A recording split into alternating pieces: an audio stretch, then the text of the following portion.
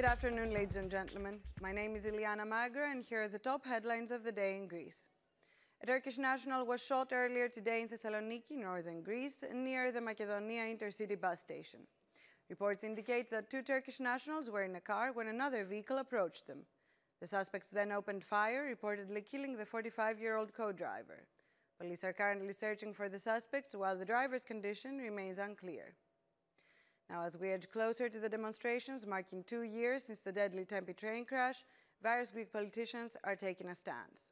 Earlier today, the Greek Minister for Climate Crisis and Civil Protection, Vasilis Kikilias, said that the governing New Democracy Party is not afraid of the protests. "We have nothing to fear from a peaceful demonstration," he added.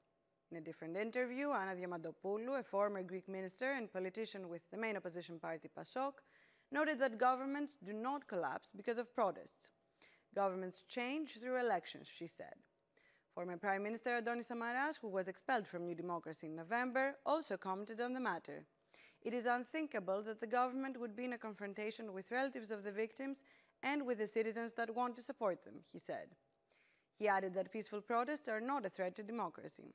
Government spokesperson Pavlos Marinakis responded that the government has never been in a confrontation, nor will it ever be, with the victims' relatives.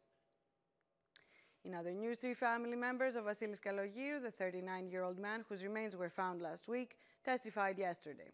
His mother, Sofia Apostolaki, who is also the head of the Court of Appeals Prosecutor's Office in Larissa, has publicly voiced concerns about potential criminal involvement in her son's death. All 3 members insisted that Vasilis SKAI.gr was abducted and then murdered. Police are considering all possibilities, though they have previously said that there is not sufficient evidence to support criminal activity in his death. Both the family and the authorities are hoping that the toxicology and histological reports will shed light on the cause of death. The U.S. Defense Secretary dismissed reports that the U.S. would shut down its military base in Alexandroupoli. "It's not a correct story," President Trump added during a press conference with Emmanuel Macron last night. And in keeping with that side of the Atlantic, Greek Foreign Minister George Gerapetritis is set to meet the U.S. Secretary of State Marco Rubio on Friday. They are expected to discuss the new administration's priorities regarding Greece and the wider regional security. The prosecutor in the Blue Horizon case has requested a guilty verdict for all 4 defendants. The case relates to the death of Adonis Karyotis, a 36-year-old man who drowned while attempting to board the Blue Horizon passenger ferry in 2023. 3 crew members were later accused of deliberately pushing him into the water. The captain was accused of breaching shipping regulations and of abusing his power. "I look into your eyes and tell you that you're guilty," the prosecutor told all 4 defendants earlier today.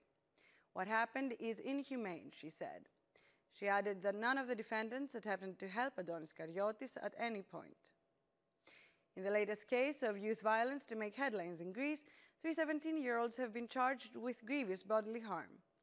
They allegedly attacked a classmate in their schoolyard in Oreokastro in Thessaloniki. The 3 boys have been referred to a juvenile court, while their parents were also arrested on charges of neglecting the supervision of minors. The victim was treated for minor injuries at Papanikolaou Hospital.